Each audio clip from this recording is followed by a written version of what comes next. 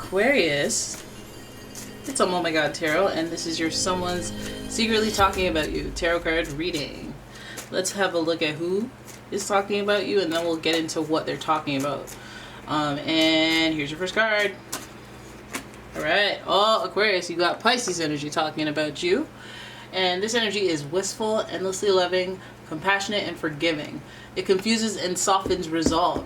So water energy, hopeless romantic energy, psychic energy. This person may have an intuitive impulse, which would be a neat reason why they're reaching out, talking about you, or having just any type of experience with you in the spiritual world.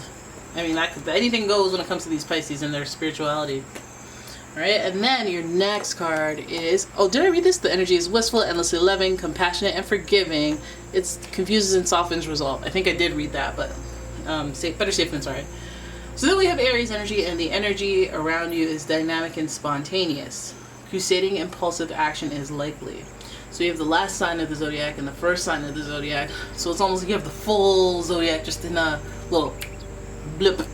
Not too much emphasis on the other energies, but these two. And so you have somebody who's very insightful, intuitive, and wise, and then you have somebody who's like, I will use that wisdom and I will act. I am bold, I am courageous. I will go ahead and do stuff, and I will go for it. So this person that's talking about you, they have a sensitive side. They also have a motivated or energetic side.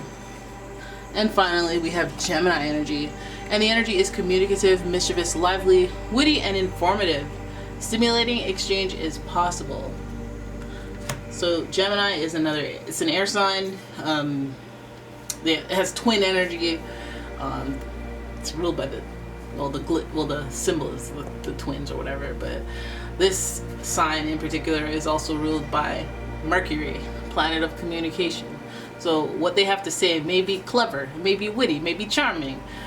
They may be funny. They may be a funny bunny between the Pisces and Gemini energy, but most mutable energy has a little. They got some comedic timing to them, and that Aries energy is a little, it's good energy. It's trailblazers. It's big heart. It's I will protect. I will attack. I am a warrior. It's motivated energy, drive and determination type energy. And so I'm very curious as to why this person is talking about you, because it seems like they have, it's like a catch of a person. It's like somebody who's interesting, caring, motivated, and they know their way around words. They're an intellect. So that's always very interesting. So let's have a look at the Oceanic Tarot and see what they're talking about when it comes to you, Aquarius. All right. Your first card is Judgment. Ooh, I haven't seen this card in a while. That's interesting. Judgment card, okay? And the card is reflection, self-reflection. So this person may be looking at themselves and thinking about their experiences with you. This may be stemming from their experiences with you. They may feel like there's this karma that is going on between the two of you. You may have some sort of like weird ethereal connection. You may be privy to it, you may not. But I think this person does feel this way. There's judgment.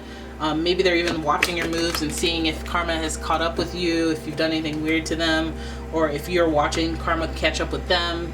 That might come to the surface. They might even call you and be like, listen, I shouldn't have played you because now I'm getting played. Like they might even do that. Because do you see that flute singing you praises? Listen, okay. Your next card is, your next card is the High Priestess, Intuition. This card is associated with the moon, first of all, but this card is also a very, very, hey, I'm attracted to you card. This is supposed to represent a very attractive person, so you might find this person to be exceptionally attractive and desired by other people. They may have a mysteriousness to them as well, because the High Priestess keeps all of them, well, not secrets, but she knows what's going to happen. She knows what's going to go down. Also a major arcana card, I should mention, so this is a bigger theme. And she's part of an infinite loop. She's understanding of divine timing of things, and that how everything actually is no rush, because she knows the whole full scope of time. So this person, I feel like they're very deep. They're very complex and deep. Very intuitive as well. So it might not even come down to this person being super intuitive and borderline psychic. It might just come down to that just being associated with their energy to you. So you see this person is very attractive. So it could be a Cancer sign as well. Or it could be a Cancer sign, and Cancers, their features are their curves, the lumps, you like them lumps, the curvaceous body, the huge jugs, and just some sort of shapely. And don't even be like, oh, it's not only women, men got some dumpies too. And I'm like, I'm well aware, and I'm talking about them too. It might be a physical attraction here, an allure, if you will, some sort of trance or hold on you. But again, karma. Karma is, you see the infinite loop of karma, so I'm still wondering out here in these streets. Then we have the Five of Swords, conflict. They may have gotten into it with you, had an argument, said something they didn't mean. With this 5, there's an unexpected change between you two. That could mean that you guys have been through some sort of, like, just been in different places with each other. The Five of Swords is like a place where it's a head scratching place, like wondering whether or not you should have said something or not have said something to this attractive figure, if you will. But again, I guess maybe that fallout or that point of contention may play a role in where you're at right now with this person. But it feels like there was a little bit of a conflict. It doesn't look like a massive conflict, but it feels like words were exchanged that weren't meant or regretted, and 5 is an uncomfortable word, so I'm guessing that there was some discomfort with interacting with this person. Alright, so then your next card is the 8 of Cups. Oh, 8 of Cups. How do we go from you and meing and zhuzhing into a place of having to take some time to reflect? We already have self-reflection here, and the 8 of Cups does represent, going through the motions of change and trying to process what's going on, almost needing time to yourself to disconnect, unplug and refresh, replenish yourself by, when you're an introvert and you go out and you're around the crowd and you need like 3-4 days to just be by yourself and be like, I need to recalibrate. Like, it's feeling like this person's giving that energy, and it's almost giving us this kind of fool's journey story of this person coming to a place where they've had time to think about what went down and what. Let's have a look at the last card. And boom, they have good feelings. They got good feelings. Overall, they got good feelings. You being a part of their past, you being a part of their nostalgic view of the past, is giving for them. They like that. They feel positive about that. They feel positive about you. They feel this fondness towards you.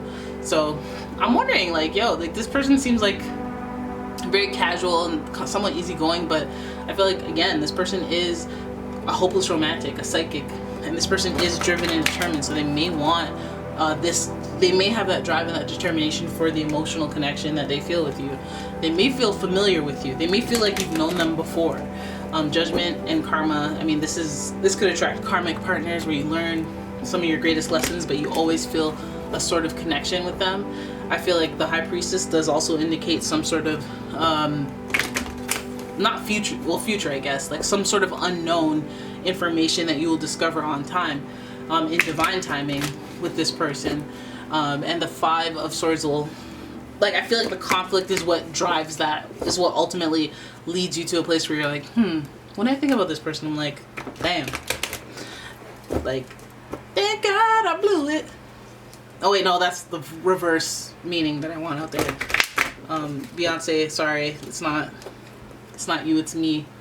But yeah, so it looks like somebody that is really just trying to get through or process or get out of their head about the situation. I feel like they're getting these intuitive, angelic, divine impulses. Maybe they think about you when they're not even thinking about you. Like, maybe you just come across their mind a lot. And so they talk about you for that reason, because it feels like it's very watery, it's very psychic and intuitive when it comes to this person. And the only thing that isn't is the conflict. So maybe even that conflict propelled them to, hey, I'm thinking about you, I'm thinking about that last interaction we had, thinking about that last fallout, thinking about that disagreement that we had. And overall, I'm just reflecting on it and seeing if I can deal with it, or seeing how it made me feel. And overall, I still have these fond memories of you, but I guess just because we have this reflection, or we have this through the 6 of Cups, I'm just maybe there's more to that conflict than thought. Maybe they held that against you and you don't even know it. Maybe they were able to move past it, but karmically they're waiting for your comeuppance to where somebody treats you that way, or somebody talks to you crazy, like the way they talk to you or the way you talk to them. There's karma being waited on by both parties, I feel like. Or, like, I mean, either way, sure. But there is a lot of divinity in this. There's a lot of, like, angelic signs and a lot of, like, maybe dreams about this person, or, you know, like, there's just a lot of energy that is unknown and very spiritual. And so you may be dreaming about this person, having impulses about this person. Maybe you don't really have those feels for this person, but when maybe you had a falling out with this person, but then, like, when you look back, it's almost like you forgot that you had a falling out with them, because you're like, oh yeah, this funny thing, oh yeah, that thing, that funny, oh yeah, that time I this, you know, like. And so the conflict, which I think for some of you might even be like, nah, I hold grudges and stuff like that, but in this case, I did forget why we fought. Oops, I have amnesia. Or I had, like, you know, maybe the falling out wasn't even that bad. The Five of Swords is kind of like just saying things that we regret. And maybe, like, again, there's a lot of intuitive energy. Maybe they felt that you didn't mean it, or they didn't mean it, and you felt it. So you obviously still have these positive feelings and these feelings of fondness. Nostalgia is fond, okay? Alright, so lots of reflection, top and tail, self-reflection and reflection. There's a lot of thinking going on when it comes to this person and you. But I feel like it's a psychic thinking, like thoughts incept their mind about you. And that's why they're still caught up in a love affair in their mind with you, or whatever the heck they're doing to get them talking about you. Alright, so there it is. That is your reading. I hope you guys enjoyed it. If you did, please give the video a thumbs up and subscribe to the channel. It really helps me out, and I really appreciate it. And if you'd like a personal reading of your own, check out the description. There's a link to my website, as well as a link to my Etsy shop. And I will see you in the next one. Bye!